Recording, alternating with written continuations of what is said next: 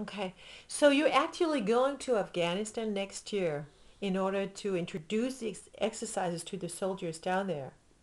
Is that Well, right? I'm going to Afghanistan in a couple of months Okay. because I'm going to follow up with a group of soldiers that we have worked with already in the United States. We taught them the exercises, we taught them how effective they are, we gave them instructions on how and when to use these exercises, particularly after some type of violent situation they might have found themselves in.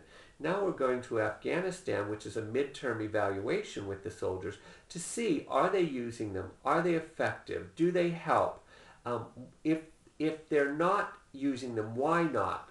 What's the circumstances that prevents them from using them? Do they not find them effective anymore within the circumstance?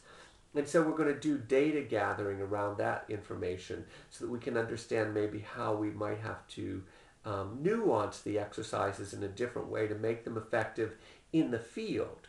Then, once this group finishes their tour in Afghanistan of 1 year, they'll be coming to Europe on their way back to the United States, and we'll rejoin them there. And we'll do some debriefing and some post mission assessment of how effective were these exercises, how useful are they, and will help them try to reintegrate and reduce any post-trauma or stress reactions they have before we take them back to the United States and reintegrate them into their families. Hmm.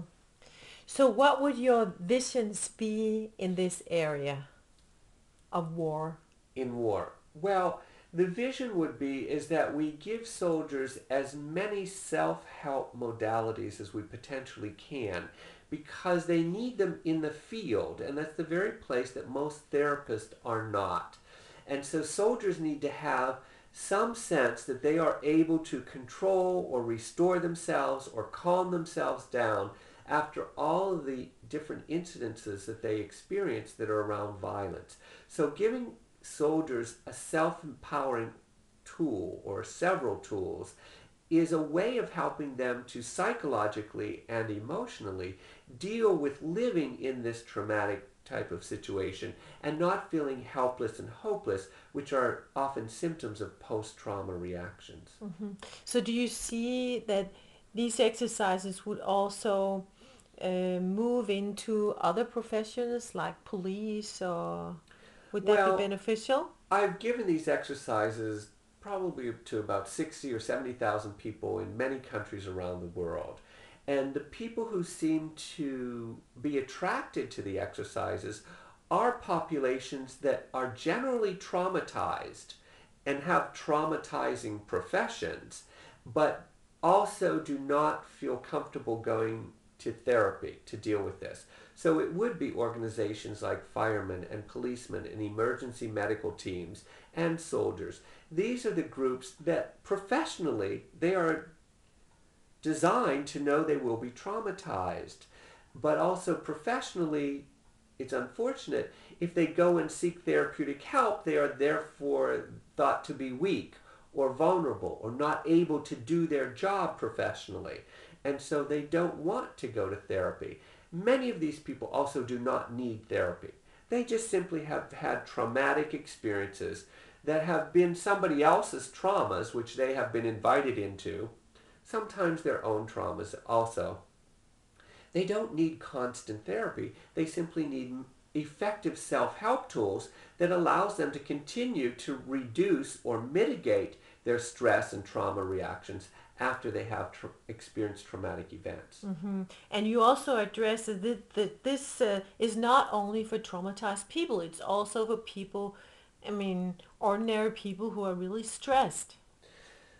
Well, these exercises essentially are natural and organic to the body, meaning the tremoring response that's activated in these exercises is for anybody. And so it's for any bodies that have been under stress. It doesn't matter how severe this stress, it could be mild. But if you even experience mild stress, the body begins to contract and tighten.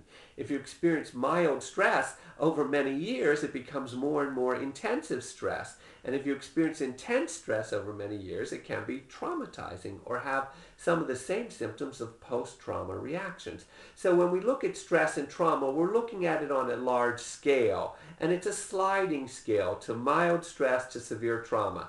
Anywhere in between there, the body needs to learn how to restore itself back to a relaxed state. And these exercises simply do that. They evoke a parasympathetic response, restores the person back to their natural calm state, and that's no matter what the event has been, whether it was stress or trauma, that caused them to leave their calm state and have to create a state of anxiety or tension.